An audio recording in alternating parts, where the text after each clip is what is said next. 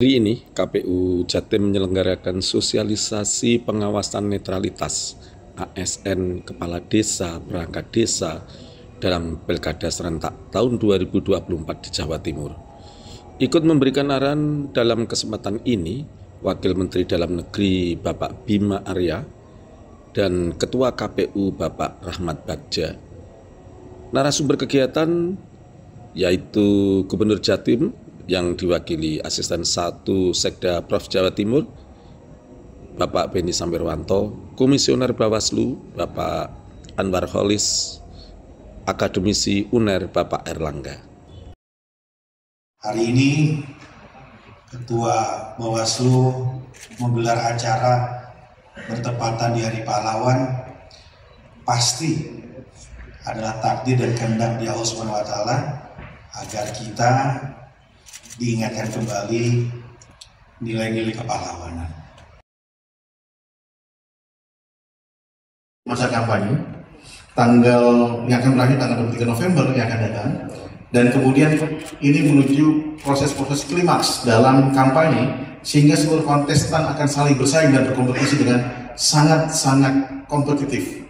Bahkan kemudian banyak strategi pemenangan oleh calon kepala daerah menggandeng tokoh masyarakat maupun tokoh adat. Untuk memulai acara ini, untuk para yang hadir ini, orang-orang yang konsisten, orang yang peduli terhadap pilkada kita, saya sampaikan pantun boleh ya? Boleh sekali Bapak. Bunga Kris. Nanti kalau duitnya oleh Bawaslu.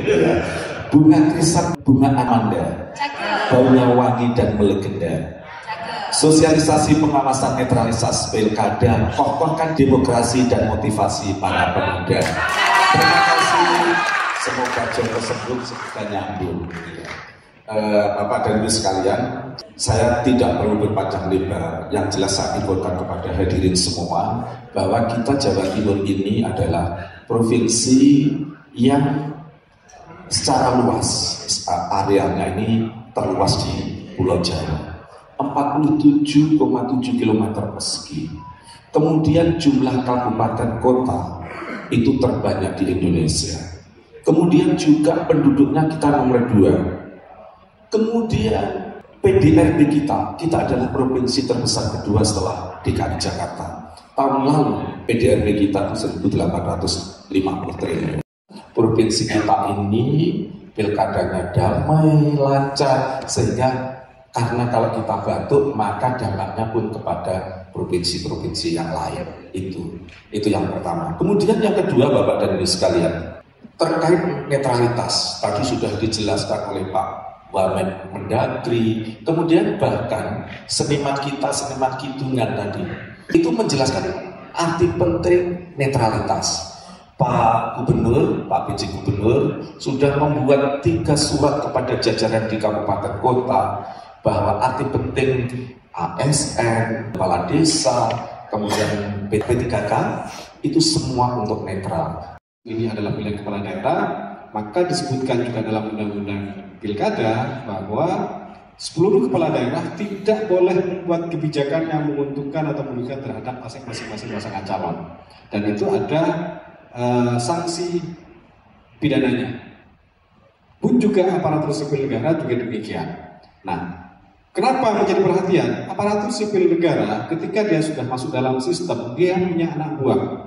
Dia punya sistem, ada struktur, ada infrastruktur yang dimiliki. Dan kemudian juga dikhawatirkan ada kucuran-kucuran dana yang di-SK-kan ataupun kemudian ada bantuan-bantuan sosial yang diarahkan kepada pasangan calon tertentu. Dan membahas tentang pemilu yang bersih, netralitas ASN segala macam, itu kerap kali kan kemudian kita itu mencari-cari sumber etikanya itu dari mana sih? Karena kita seringkali itu menganggap ada bagian kalangan yang menganggap bahwa demokrasi itu bukan berangkat dari tradisi kita, sehingga kemudian hal-hal tersebut itu diabaikan begitu saja. Netralitas ASN, terus politik, demokrasi yang bebas, money politik, transaksi kepentingan itu dianggap satu hal yang formal. Tapi sebetulnya di mana kita dapat menemukan sumber etiknya? Yang dibahas upaya misalnya menjalankan program-program bantuan sosial untuk kepentingan kelompok tertentu. Apabila kita sadari bahwa itu adalah perintah dari konsekuensi kita meyakini Pancasila.